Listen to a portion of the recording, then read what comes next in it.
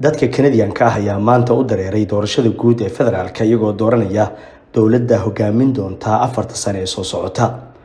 Doorashadan ayaa imaanaysa xilli Canada ay ka jirto arrimo la xiriira nolosha iyo guryaha oo qaaliyoobay, taasoo ay u sii dheer tahay canshuurta madaxweynaha Mareykanka uu ku soo rogay oo xaaladda sii adkeysay.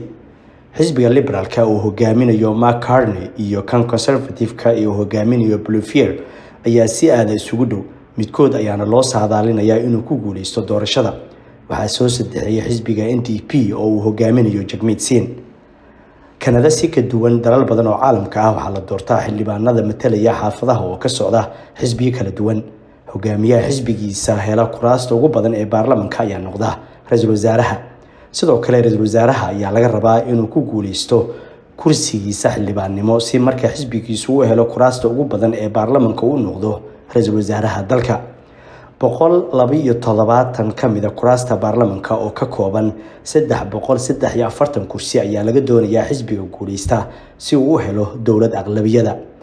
Inkastoo aanan si rasmi ah loo ogeyn, haddana dad badan waxay rumaysan yihiin in dowlad aqaliyada oo aanan haysan baarlamaan aqlabiyada ay yeelan doonto Canada. Marka dowladda aysan haysan aqlabiyad, waxay u baahan tahay taageero ay ka hesho xisbi kale si ay u meelmariso howlaheeda fulineed. Haddii kale waxay ku qasbanaanaysaa in muddo 2 sano kadib ay ku dhawaaqdo doorasho waqtigeeda laga soo hormariyay. Soomaalidu waxay ka mid yihiin dadka codkooda dhiibanaya, sidoo kalena waxaa jira murashaxiin u sharaxan doorashada. Axmed Xuseen ayaa ka sharaxan xaafadda ay Soomaalidu ku badan tahay ee York South Weston ee magaalada Toronto. Ku dhawaad 10 sano ayuu soo ahaa xildhibaan iyo wasiir, wuxuuna ka tirsan yahay xisbiga Liberaalka, halka Sayid Axmed oo ka tirsan xisbiga Conservative-ka uu ka sharaxan yahay xaafadda Edmonton Center ee gobolka Alberta. Alberta waa gobolka labaad ee ay degan yihiin Soomaalida ugu badan ee dalkan marka laga soo tago gobolkan Ontario.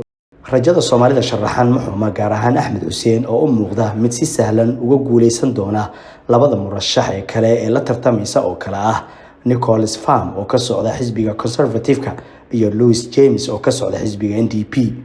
Natiijada ayaa lagu wadaa in isla caawa lagu dhawaaqo. Fadlan halkan kala soco natiijada doorashada, sidoo kalena nagu xirno si aad u hesho macluumaad kale oo badan oo la xiriira Soomaalida Canada. Intaan mar kale kulmi doono, sidaas iyo nabadgelyo.